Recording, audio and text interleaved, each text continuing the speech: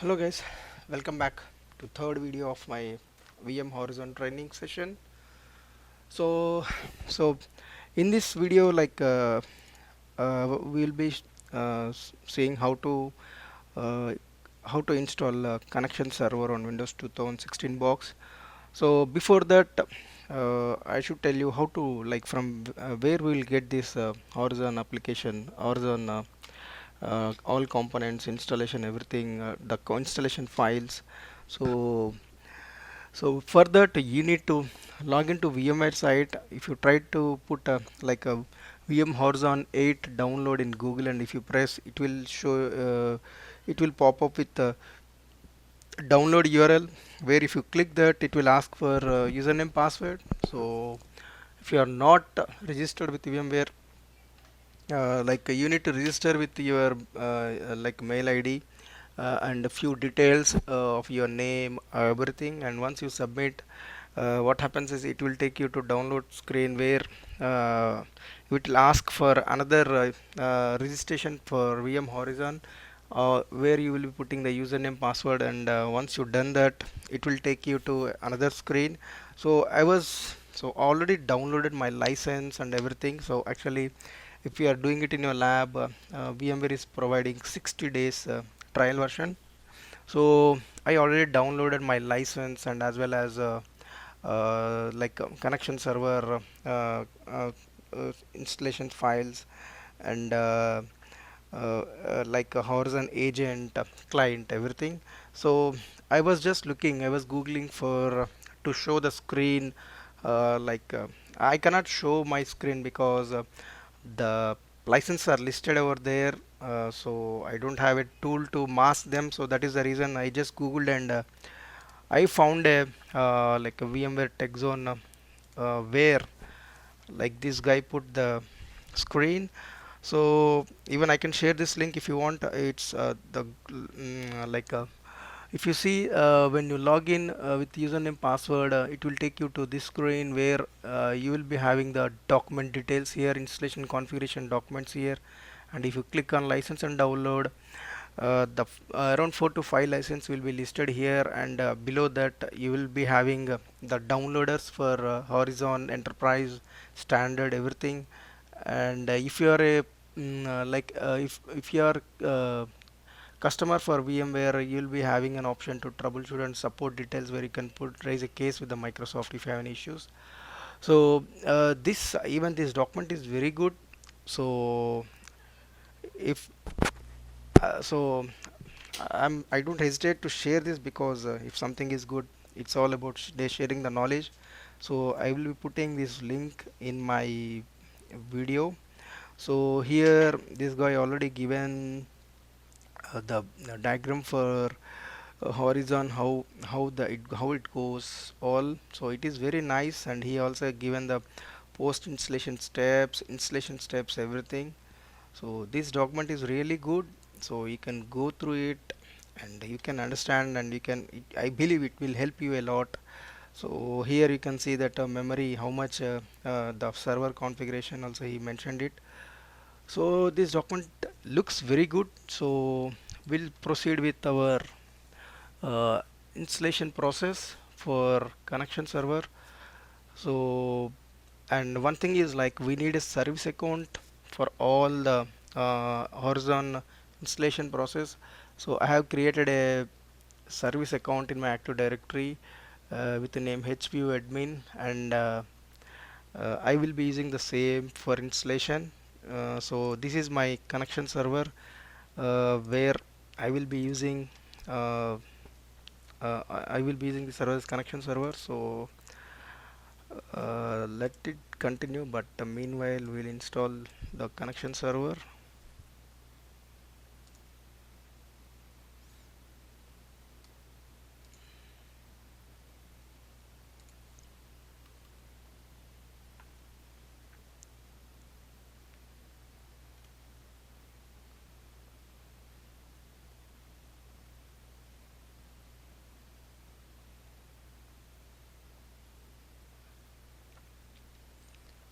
So so Chrome is installed.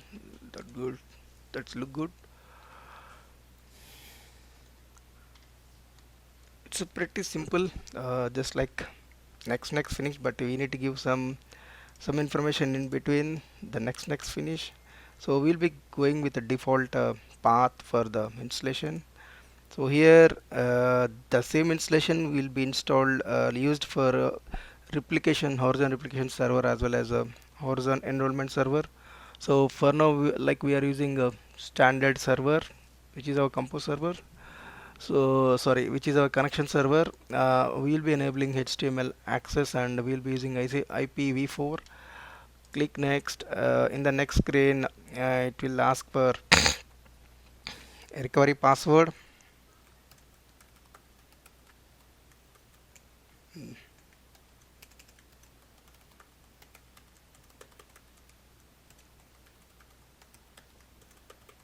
So this is something, just a reminder, if you forget the password, to give an what is that, you put some hint type of thing. We don't require it. Click next, and here if you configure firewall automatically, so whatever the listed ports, they will be enabled on your firewall. If you don't do it, then you need to manually enable all. So we don't want to go for manually adding the firewalls. We'll go with the default one. Click next, and here it is asking for specific domain user which you are going to use for authentication or authorization. We will be using that HVO admin. Click next. So yeah, we can select this one to join VM customer experience improvement program, but I just unchecked it and click next. And here when you click this, Horizon server will be installed in, like, if you want to do it on cloud, you can select any of the clouds. If you select the general, then it will be on your on-prem. So once you select this any option wrongly, you cannot roll back or you cannot stop it. So that's what they're saying. Please select where you will deploy the Horizon connection server. Select general if none of this type of none of the other types apply. Note that you cannot change the deployment location of the connection server after installation is completed. That's what I was saying. So we'll go for general and click next. So this will take some time to get it installed, but we'll wait for it. So it won't take just 2 to 3 minutes. That's it. So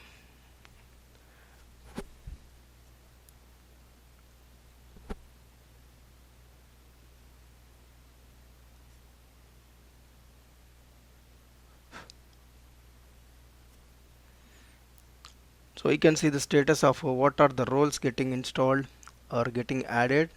So now the AD server role is getting added now. So it's taking some time, but yeah, obviously we are very much known about this.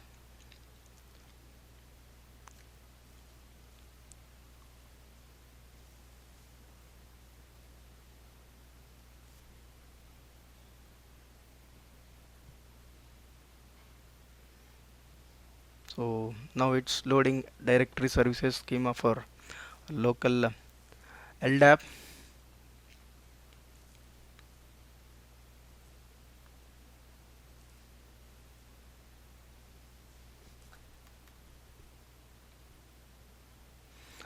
So once you installation is completed, like while installation itself, you are able to see the Horizon administrator console which we discussed. So once installation is done, when you double click on the Horizon administrator console, it will ask for username password, and when you put the username password and login, you will be able to see the license alert saying that you need to add the license. So for that we need to copy the license from where in the portal which I have shown. From that you need to copy the license and you need to paste it there. So at that time I will be passing the video, because as per VMware policy we should not share the license with anyone. So if you guys want the license, just register and get the license and download us, which work for 60 days.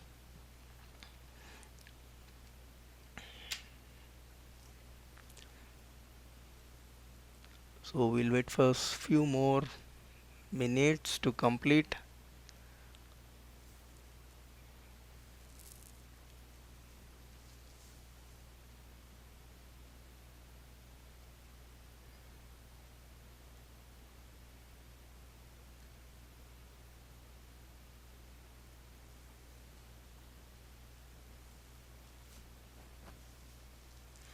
So it's almost done now.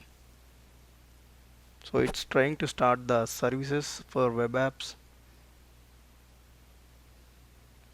So if web services didn't start, then obviously installation will fail. We need to troubleshoot why it happened, but let's hope for the best.